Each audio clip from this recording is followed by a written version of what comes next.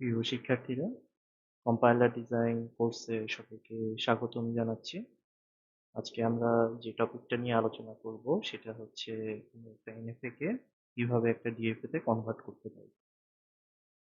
প্রথমে আসি যে একটা এনএফএ কে আমরা নন ডিটারমিনিস্টিক ফাইনাইট অটোমেটা বলে থাকি। এই নন ডিটারমিনিজমের মেইন রিজন কি কি? প্রথম যে রিজনটা সেটা হচ্ছে আমাদের যদি কোনো ট্রানজিশন থাকে যেটাতে কোনো ধরনের ইনপুট জড়িত নেই। এক্সাম্পল হতে পারে আমাদের হচ্ছে এপসাইলন যে ইনপুটটা রয়েছে, তাহলে এপসাইলন ট্রানজিশনের জন্য আমাদের আসলে কোনো ধরনের ইনপুট কনজিউম করে না। তাহলে এটা হচ্ছে তার একটা নন ডিটারমিনিজমের কারণ। সেকেন্ড কারণটা হচ্ছে যদি একই ইনপুট সিম্বলের জন্য মাল্টিপল ট্রানজিশন থাকে।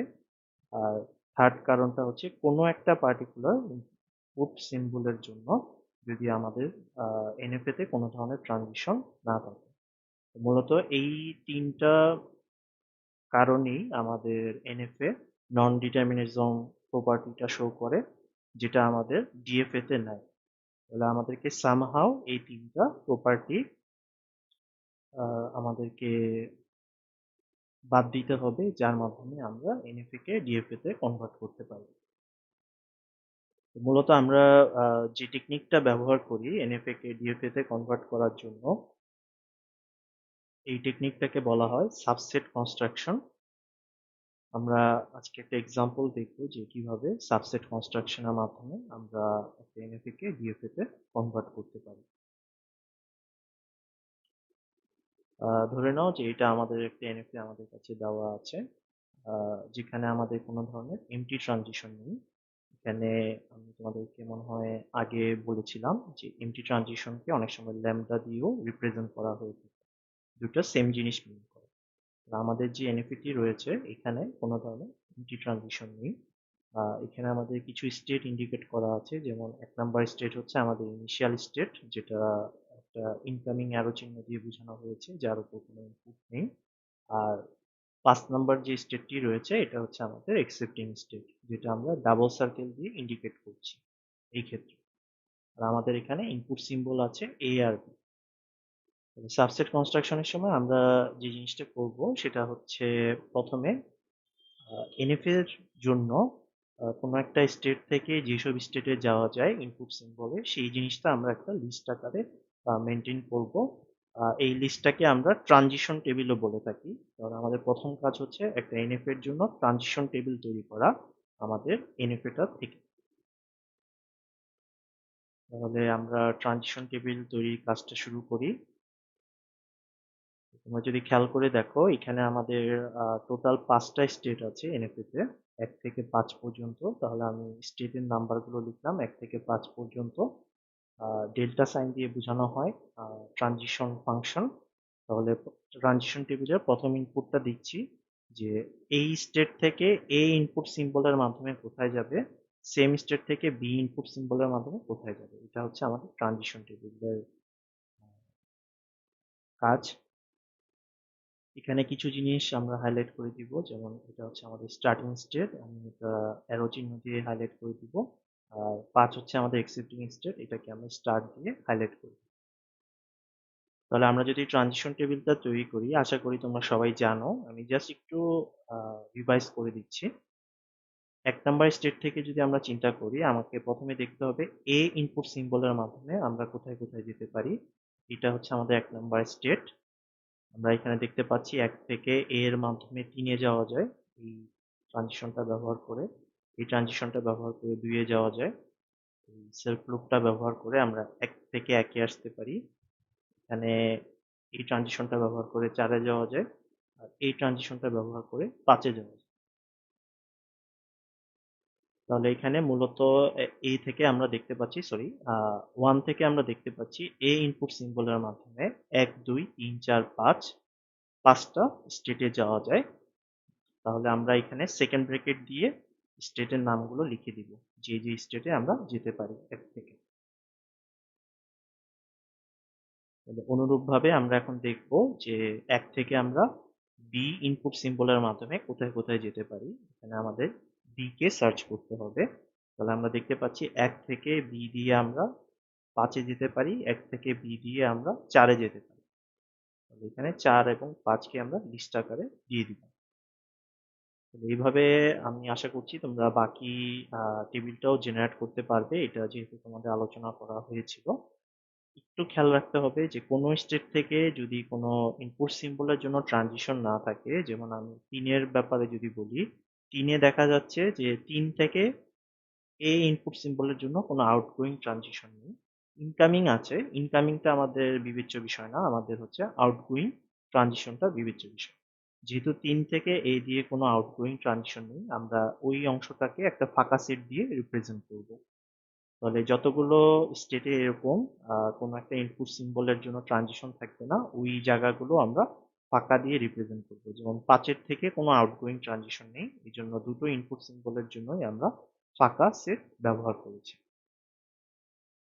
তাহলে আমরা যখন ডিএফএ তে কনভার্ট করতে চাচ্ছি এনএফএ কে, প্রথম কাজ হচ্ছে আমাদের এই এনএফ এর জন্য ট্রানজিশন টেবিলটা তৈরি করে নেওয়া। এখানে ট্রানজিশন টেবিল সম্পর্কে আলোচনা করে দেওয়া আছে আমাদের। এবার আমরা আমাদের সাবসেট কনস্ট্রাকশনের মাধ্যমে ডিএফএ তে কনভার্ট করা শুরু করব। আমাদের প্রথমেই যেটা করতে হবে সেটা হচ্ছে এনএফ এর যে ইনিশিয়াল স্টেট সেখান থেকে আমাদের কাজ করা শুরু করতে হবে। তাহলে ডিএফ এর জন্য যে টেবিলটা কনস্ট্রাক্ট করব, এটা হচ্ছে আমাদের সেই সাবসেট কনস্ট্রাকশনের টেবিল। সেই টেবিলের প্রথম রো এর এন্ট্রিটা হবে আমাদের এনএফ এর ইনিশিয়াল স্টেটের জন্য। তাহলে আমরা এখানে স্টেট হিসাবে 1 রাখবো। একটা জিনিস একটু খেয়াল রাখতে হবে, ডিএফএ তে প্রতিটা স্টেটকে এইভাবে তোমাদের সাবসেট আকারে দেখাতে হবে, যেহেতু আমরা এখানে সাবসেট কনস্ট্রাকশন করছি। তোমাদের এখানে সিঙ্গেল স্টেটের জন্য এই সেকেন্ড ব্র্যাকেটটা দিতে ভুলে গিয়েছে, এটা তোমাদেরকে অবশ্যই দিতে হবে। তাহলে 1 থেকে আমরা এনএফি অনুযায়ী জানি যে 1 থেকে আমরা এ দিয়ে 1 2 3 4 5-এ যেতে পারি, যেটা আমি এখানে লিখে দিলাম। ডিএফ এর জন্য সেম হবে।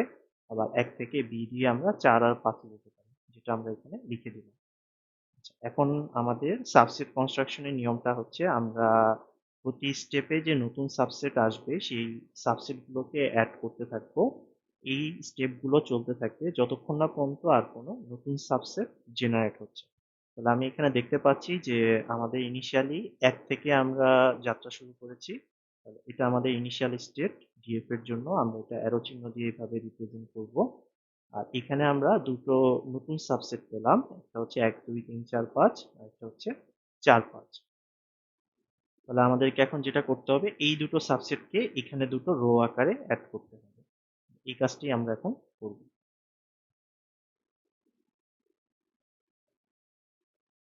খেয়াল করে দেখো, এই যে দেখো দুটো সাবসেটকে আমরা এখানে ডিএফ এর রো আকারে অ্যাড করে নিলাম। এবার আমাদের যে কাজটি করতে হবে সেটি হচ্ছে এই সাবসেটের জন্য আমরা ট্রানজিশন টেবিলে এ এর ইনপুট ক্যালকুলেট করব। এই কাজটি খুবই সহজ, আমাদেরকে দেখতে হবে এখানে যে স্টেট গুলো রয়েছে 5টা স্টেট দেখা যাচ্ছে, প্রতিটা স্টেট থেকে এ দিয়ে কোথায় কোথায় যাওয়া যায়। আমরা কোন টেবিলটার সাহায্য নিব, আমরা হচ্ছে এনএফ এর ট্রানজিশনের টেবিলটার সাহায্য নিব। তাহলে আমরা এখানে দেখতে পাচ্ছি যে 1 এর জন্য আমাদের 1 2 3 4 5-এ যাওয়া যায়, 2 এর জন্য আমাদের যাওয়া যায় 3-এ। তাহলে এই জিনিসটা আমরা ক্যালকুলেট করব এইভাবে, তোমাদেরকে সেট আকারে দেখালে তোমাদের বুঝতে সুবিধা হবে। আশা করি সবার ইউনিয়ন অপারেশনটা সম্পর্কে মনে আছে, যেটাকে আমরা অর অপারেশনও বলে থাকি।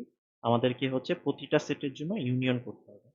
1 থেকে আমরা পাই 1 2 3 4 5, এই যে টেবিলে আমি হাইলাইট করে দিয়েছি। 2 এর জন্য আমরা পাই 3, তাহলে এটাকে 3 এর সাথে ইউনিয়ন করতে হবে। এই ইউনিয়নটা তোমরা মনে মনে করলেও হবে, তোমাদের খাতায় আলাদাভাবে করে দেখানোর দরকার নেই। আমাকে ফাইনালি আউটপুটটা হচ্ছে এই টেবিলে লিখতে হবে। আচ্ছা, 3 এর জন্য আমরা হচ্ছে ফাঁকা সেট পাই, তাহলে এটার সাথে ইউনিয়ন হবে ফাঁকা সেট। তারপর 4 এর জন্য আমরা পাই হচ্ছে 5, আমরা এটাকে ইউনিয়ন করব 5। 5 এর জন্য আমরা পাই ফাঁকা সেট, তাহলে ইউনিয়ন হবে।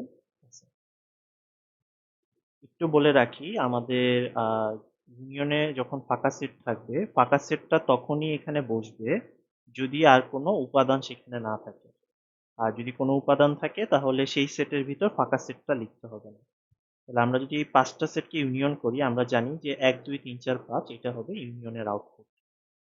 তাহলে এখানে আমরা আমাদের ডিএফ এর যে টেবিলটা আছে সেই টেবিলে আমরা আমাদের আউটপুট আকারে লিখব আমাদের 1 2 3 4 5 এটার জন্য আউটপুট আকারে লিখব 1 2 3 4 5। তাহলে আমি যদি একটু দেখাই এটা একটু নিচে আসলে পাবো এই যে দেখো 1 2 3 4 5 এর জন্য আমাদের এ ইনপুট সিম্বলের জন্য আউটপুট এসেছে 1 2 3 4 5। অনুরূপভাবে এবার আমাদের যেটা করতে হবে 1 2 3 4 5 এর জন্য বি ইনপুট সিম্বলের জন্য আমাদের সাবসেটটা বের করতে হবে। তাহলে আমরা অনুরূপভাবে এই 5টা স্টেট থেকে আলাদাভাবে বি দিয়ে কোথায় কোথায় যাওয়া যায় সেটা ক্যালকুলেট করব। তাহলে আমরা দেখতে পাচ্ছি 1 থেকে বি দিয়ে যাওয়া যায় 4 আর 5 এ। তাহলে আমরা এখানে লিখে দিব 4 আর 5। এর সাথে আমরা ইউনিয়ন করব 2 থেকে যাওয়া যায় হচ্ছে শুধু 5 এ। তাহলে আমরা এখানে লিখব 5। এর সাথে ইউনিয়ন করব 3 থেকে যাওয়া যায় 2 তে। তাহলে আমরা লিখব 2। 4 থেকে যাওয়া যায় 4 এ। আমরা লিখব 4। সবার লাস্টে 5 থেকে যাওয়া যায় ফাঁকা সেট আমরা এখানে ইউনিয়ন করব। তাহলে এই উপাদানগুলোর যদি ইউনিয়ন করি আমরা আউটপুট আকারে পাবো 2 4 5।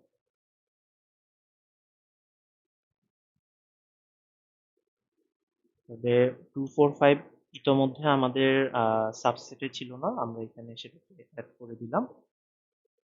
তো আমরা দেখতে পাচ্ছি যে আমাদের প্রিভিয়াসলি হচ্ছে আমাদের আমরা যদি খেয়াল করি একটু আগে যদি আসি, সরি দুঃখিত, প্রিভিয়াসলি যদি আমরা খেয়াল করি 4,5 পর্যন্ত আমরা নতুন সাবসেট পেয়েছিলাম। এই তিনটা সাবসেট আমাদের অলরেডি আছে টেবিলে। আমরা এখানে একটা এক্সট্রা নতুন সাবসেট পেলাম যেটা হচ্ছে 2 4 5। এই সাবসেটটাকে আমাদের আগের নিয়মে এখানে রো আকারে অ্যাড করতে হবে। এই কাজটি আমরা এখানে করেছি। এই সেম প্রসিডিওরটা বারবার রিপিট হতে থাকবে। যেমন দেখো 4 আর 5 এর জন্য যদি এর ক্যালকুলেট করো, দেখো 4 থেকে এ দিয়ে 5 এ যাওয়া যায়, 5 থেকে এ দিয়ে ফাঁকা সেট। তাহলে 5 আর ফাঁকা সেটের মধ্যে ইউনিয়ন করলে আমরা শুধু 5 পাবো। আচ্ছা, একটু বলে রাখি সিঙ্গেল এলিমেন্ট হলো আমাদের এখানে সেকেন্ড ব্র্যাকেট দিয়ে রিপ্রেজেন্ট করতে হবে। এটা একটু তোমাদের পিডিএফটাতে ভুল করেছে। সিঙ্গেল সেট হলো যখন ডিএফ এর জন্য আমরা সাবসেট কনস্ট্রাকশন করব আমাদেরকে এরকম সেকেন্ড ব্র্যাকেটে রাখতে হবে। দ্যাট মিনস এটাকে সেট আকারে রিপ্রেজেন্ট করতে হবে। আমরা নতুন দুটো সাবসেট পেলাম কারণ 5 আর 4 আমাদের আগে কোথাও সাবসেট আকারে ছিল না। তাহলে এই দুটো আমাদেরকে রো আকারে অ্যাড করতে হবে। আচ্ছা, একটু বলে রাখি ইনিশিয়াল স্টেটটাকে এইভাবে অ্যারো চিহ্ন দিয়ে দেখাবে। আর ডিএফ এর ক্ষেত্রে যেটা একটু মাথায় রাখা লাগবে সেটা হচ্ছে আমাদের এনএফ এর যেটা একসেপ্টিং স্টেট, আমি যদি ফিগারে ফেরত আসি 5 হচ্ছে আমাদের একসেপ্টিং স্টেট। তাহলে যতগুলো সাবসেটে 5 হচ্ছে এলিমেন্ট আকারে আছে সবগুলোকে আমাদের একসেপ্টিং স্টেট ধরে নিতে হবে। তাহলে এখানে এটাতে আছে, সেকেন্ডটাতে আছে, এটাতে আছে, এটাতে আছে। 4 এ আ 4 এই সাবসেটটাতে যেহেতু 5 নেই এখানে আমরা স্টার্ট দিব না।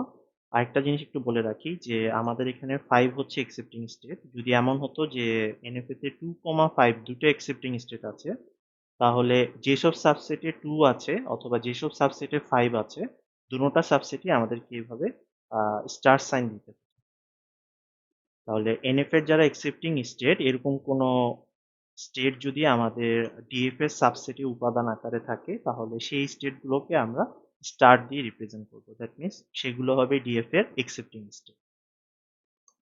আশা করি তোমরা মোটামুটি বুঝতে পেরেছো যে আমাদের আসলে কি করতে হবে। আমরা এখানে জাস্ট টেবিলটাকে এখন হচ্ছে পপুলেট করব। টেবিলে উপাদানগুলো আমরা লিখে দিব। এই টেবিলটা কতক্ষণ পর্যন্ত চলবে? যতক্ষণ না পর্যন্ত আর কোনো নতুন সাবসেট জেনারেট হচ্ছে। একটু খেয়াল করে দেখো 5 এর জন্য এর কোনো ট্রানজিশন নেই, আমরা এখানে দেখতে পাচ্ছি। বি এরও কোনো ট্রানজিশন নেই। তাহলে আমাদের 5 এর জন্য আমরা দুটো ফাঁকা সেট পেলাম। ফাঁকা সেটটাকে এবার আমাদেরকে রো আকারে অ্যাড করে দিতে হবে ডিএফ এর ক্ষেত্রে। তাহলে ফাঁকা সেটটাও আমাদের একটা সাবসেট হিসেবে এখানে কাউন্ট হবে। তাহলে তোমরা এইভাবে প্রতিটা রো এর জন্য ডাটা জেনারেট করবে। এখানে দেখো স্টেপ বাই স্টেপ প্রতিটা রো এর জন্য ডাটা জেনারেট করা দেখানো হয়েছে। অনেকগুলো ডাটা জেনারেট হবে। আমরা স্টপ করব কখন?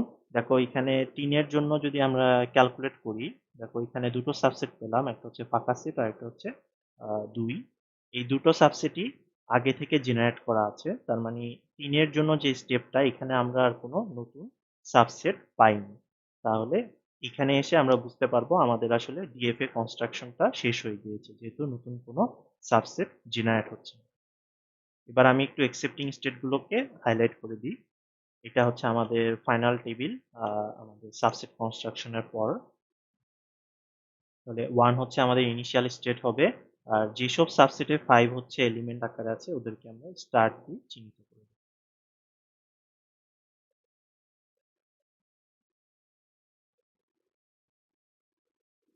আমাদের টোটাল 5টা সাবসেটে আমি দেখতে পাচ্ছি 5 এলিমেন্ট আকারে আছে। এই 5টা সাবসেট হবে আমাদের ডিএফ এর এক্সেপ্টিং স্টেট। 5টা এক্সেপ্টিং স্টেট আমি এখানে যদি টিক চিহ্ন দিয়ে হাইলাইট করে দিই, এই 5টা হচ্ছে আমাদের ডিএফ এর এক্সেপ্টিং স্টেট। আর ডিএফ এর স্টেটের ভিতর তোমাকে যেটা করতে হবে, এখানে যে রিপ্রেজেন্টেশনটা দিয়েছে এইভাবে লিখলেও হবে, অথবা আমরা নর্মালি ট্রেডিশনালি যেটা করি সেটা হচ্ছে একটা নোটকে এইভাবে রিপ্রেজেন্ট করি। ধরো যে আমি প্রথম সাবসেটের জন্য দেখাতে চাচ্ছি যে 1 2 3 4 5, আমরা এরকম সেকেন্ড ব্র্যাকেটে সাবসেটটাকে লিখি, তার উপরে হচ্ছে এইভাবে আমরা হাইলাইট করে দিই, নোট ক্রিয়েট করি। তো তোমরা এইভাবেও দিতে পারো, অথবা এখানে যে রিপ্রেজেন্টেশনটা দেখানো হয়েছে এটাও দিতে পারো। তবে আমার কাছে মনে হয় ডান পাশে রিপ্রেজেন্টেশনটা বেশি বেটার, বুঝতে সুবিধা হয়। তো তোমরা যেটা স্বাভাবিক, যেটাতে স্বাচ্ছন্দ্য বোধ করো তোমরা সেই নোটেশনটা ব্যবহার করতে পারো। অনেকে আবার এটাকে হচ্ছে থার্ড ব্র্যাকেট দিয়েও দেখিয়ে থাকে, এরকম থার্ড ব্র্যাকেট দিয়েও দেখিয়ে থাকে। সবগুলো নোটেশনই আমরা ব্যবহার করতে পারবো, সমস্যা নেই, আমাদের প্রোডাক্ট সেম হবে। আচ্ছা, এখন আসি যে আমরা এই ফিগারটা কিভাবে ড্র করব। ফিগারটা আসলে এনএফ এর ট্রানজিশন টেবিল থেকে আমাদের এনএফ এ ড্র করার মতোই। আমরা ডিএফ এর জন্য ট্রানজিশন টেবিল বের করেছি, এবার ট্রানজিশন টেবিল দেখে দেখে আমাদেরকে জাস্ট ফিগারটা ড্র করতে হবে। তাহলে আমাদের যেহেতু স্টার্টিং এলিমেন্ট হচ্ছে 1, এখানে যেটা অ্যারো চিহ্ন দিয়ে দেখানো হয়েছে, তাহলে এটা হবে আমাদের স্টার্ট স্টেট। আমি এখানে অ্যারোর উপরে স্টার্ট লিখে দিতে পারি। এবার দেখো 1 থেকে আমাদের এ দিয়ে যায় 1 2 3 4 5। আমি 1 2 3 4 5 এর জন্য একটা নোড ক্রিয়েট করলাম। আবার 4,5 হচ্ছে বি দিয়ে যাওয়া যায়, আমি 4,5 এর জন্য একটা নোড ক্রিয়েট করলাম। তাহলে এই দুটো নোড হচ্ছে আমাদের একসেপ্টিং স্টেট, এই জন্য এই দুটোকে আমরা ডাবল সার্কেল দিয়ে রিপ্রেজেন্ট করছি। এবার জাস্ট আমি লিখে দিব 1 থেকে এ দিয়ে উপরের নোডে আমরা যাই, আর বি দিয়ে আমরা নিচের নোডে যাই। সেম ভাবে আমরা যদি সেকেন্ড নোডের জন্য চিন্তা করি, এই নোডের জন্য এ দিয়ে সে তার নিজের সাবসেটই থাকে, এই জন্য এখানে একটা সেলফ লুপ বসেছে এ এর জন্য। আর 1 2 3 4 5 থেকে বি দিয়ে 2 4 4 5 নতুন একটা সাবসেটে আমরা যাই। দেখো বি দিয়ে আমরা নতুন একটা সাবসেট ক্রিয়েট করলাম, এবং এই সাবসেটটাও একটা একসেপ্টিং সাবসেট, যেহেতু এখানে স্টার্ট দেওয়া এবং 5 হচ্ছে তার উপাদান, এই জন্য এটাকে ডাবল সার্কেল দেওয়া হয়েছে। এভাবে আমরা ট্রানজিশন টেবিল থেকে বাকি নোডগুলোর জন্য জেনারেট করতে পারি। যদি আমরা টেবিল দেখে দেখে জেনারেট করি তাহলে এটা হবে আমাদের ফাইনাল ডিএফ। এটা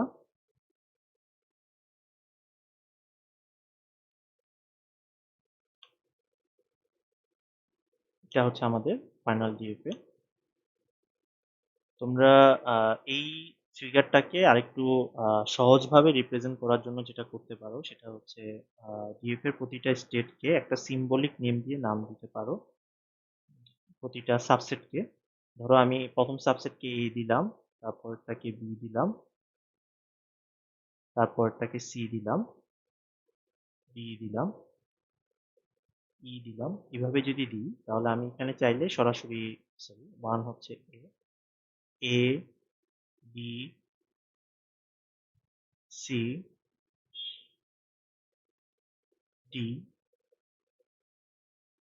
5 হচ্ছে ই, এভাবেও রিপ্রেজেন্ট করতে পারি। ভিতরে আমাদের এলিমেন্ট গুলো না লিখে আমরা এইভাবে সংক্ষেপে আমরা লেটার দিয়েও রিপ্রেজেন্ট করতে পারি। সবগুলো জিনিস একই জিনিসই রিপ্রেজেন্ট করবে। আশা করি তোমরা মোটামুটি বুঝতে পেরেছো কিভাবে একটা এনএফএ কে একটা ডিএফএ তে কনভার্ট করতে হয়। তোমাদের এখানে আরেকটা এক্সাম্পল দেওয়া আছে।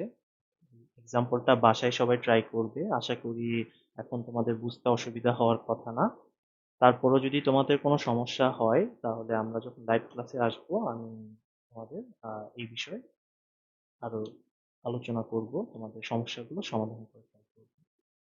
আজকে আপাতত এতটুকুই। ইনশাআল্লাহ সবাই ভালো থাকো। নেক্সট ক্লাসে সবার সাথে আবার কথা হবে। আল্লাহ হাফেজ।